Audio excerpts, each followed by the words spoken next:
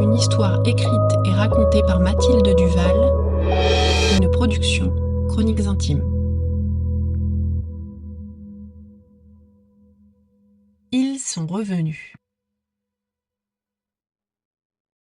Quand l'ordre d'évacuation est tombé, tout le village est parti. Enfin, presque tout le village. Dans la rue Mollard, c'est la vieille Perrine qui est sortie la première. En charentaise, son éternel tablier fleuri noué à la taille, elle est restée immobile, les mains sur les hanches. Abdel, le facteur, s'est arrêté à sa hauteur. Patrick aussi. Tous lorgnaient la même chose, le ciel. Il n'était plus bleu. Il était orange. Merde, il est là. La rue Mollard, entière, a commencé à s'agiter comme une ruche. Personne ne criait encore. Personne ne courait. Beaucoup regardaient l'horizon. Des cendres tombaient comme des flocons de neige. La fumée, déjà épaisse et irritante depuis 2 jours, devenait asphyxiante. La voiture de la mairie est passée en klaxonnant. Le cantonnier a hurlé dans un haut-parleur que les habitants doivent évacuer la ville, que les flammes sont aux portes du bourg et qu'il est temps de fuir. Patrick décide alors de partir précipitamment avec Denise, sa femme, pour la maison de sa sœur en Normandie. Il propose à Perrine de l'emmener, mais non, ses enfants vont venir la chercher. Rémi, l'agriculteur du bout de la rue, arrive pour faire le plein de son tracteur à la ferme et aller aider les pompiers à arrêter le feu. Sa peau est noire de saleté et il écrase une toux grasse dans le creux de sa main. À son passage, Perrine lui crie : « Va le sauver !»« On va essayer, Perrine. Ramenez-moi le vieux !» Au même moment, les doigts se lèvent pour désigner un cerf qui galope au travers du champ, en contrebas de la forêt. Il ne se retourne pas. Personne ne dit un mot. Les enfants pleurent déjà. Alors qu'un convoi de voitures s'est formé pour sortir de la ville, Rémi appelle Patrick, puis Philippe, Bernadette, Franck, Nicolas, Victor et les autres. Une chaîne de conversations téléphoniques retentit à l'abri des climatisations automobiles. Un sentiment les unit. On ne peut pas le laisser mourir. Pas lui. Personne ne prononce son nom. Personne n'en a besoin. Sous les yeux consternés des fuyards, un escadron d'une douzaine d'automobiles prend à gauche au calvaire, à l'entrée de la ville, sur le petit chemin de terre. Après 500 mètres de plaine cahoteuse, ils descendent de voiture et marchent encore plusieurs centaines de mètres dans la forêt. Personne ne parle. Les arbres se clairsèment, puis il apparaît, le vieux.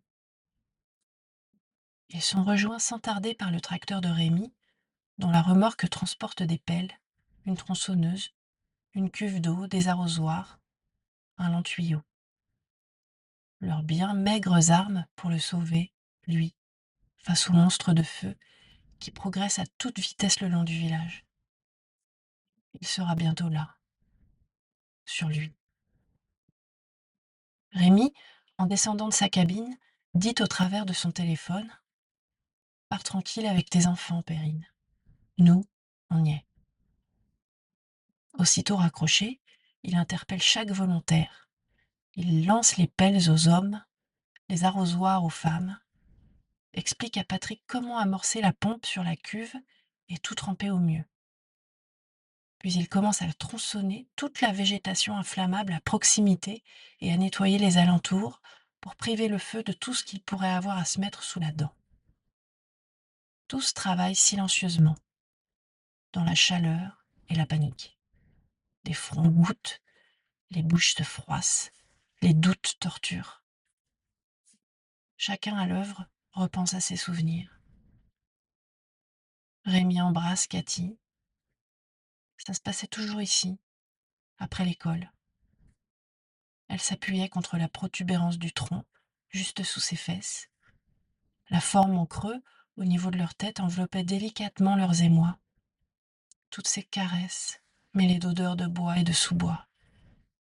Quelque chose n'a-t-il jamais été meilleur? Philippe le sent dans sa bouche, le goût doux et sucré des marrons cuits dans la cheminée par son grand-père. Ceux du vieux, pas d'un autre. La grille à marrons de son grand-père est toujours accrochée à droite de la cheminée, là où elle a toujours été. Et là où il la décrochera encore pour faire les marrons du vieux à ses petits-enfants. Pas moyen autrement. Tu seras encore là, le vieux, je te le jure. Patrick se rappelle sa peur. Le pied qui a glissé sur la branche mouillée. Le sol qui écrase son visage en une fraction de seconde. Puis, la douleur atroce. Ce fichu coude en plâtre, rapidement recouvert des dessins de toute la classe.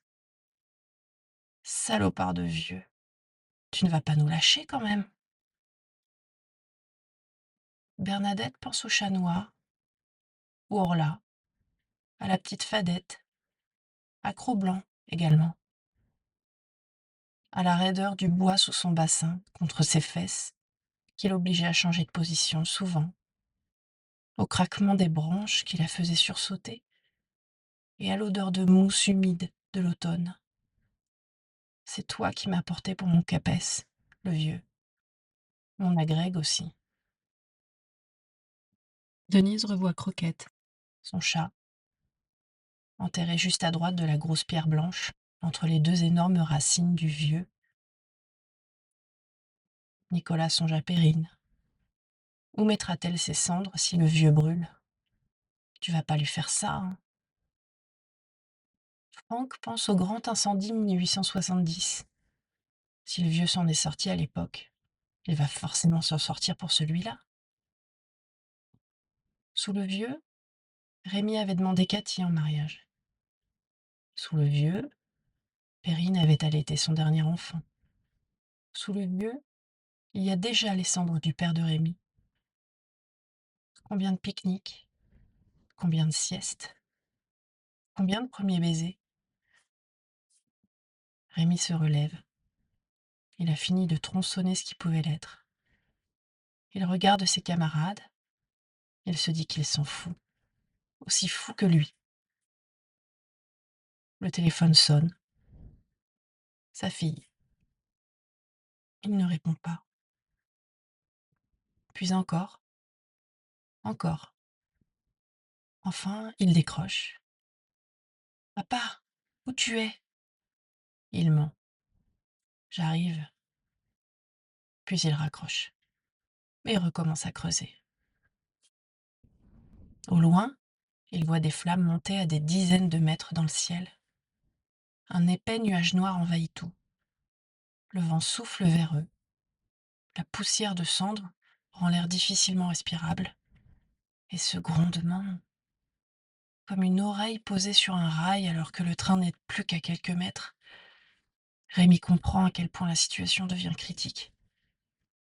Tous pleins de terre, de suie et de peur, ils creusent, arrosent, arrachent, encore jusqu'à l'arrivée d'un pompier hurlant. Foutez le camp! Non mais vous êtes tous complètement dingues! Qu'est-ce que vous fichez là? Puis le pompier les observe un peu mieux. Il voit Nicolas poser la main contre l'écorce. Bernadette mouille la mousse. Rémi enlève une balançoire, accrochée là. Le pompier s'interrompt. Puis il dit simplement: Dépêchez-vous.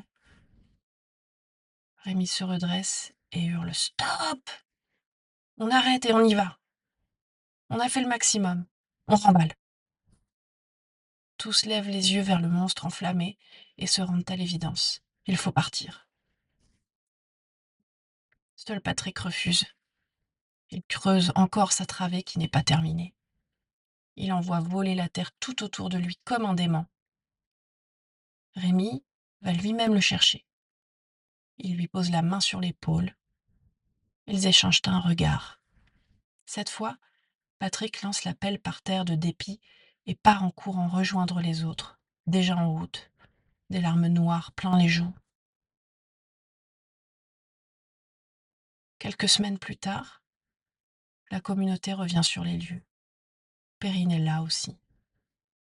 Le paysage est sinistre, des troncs calcinés à perte de vue.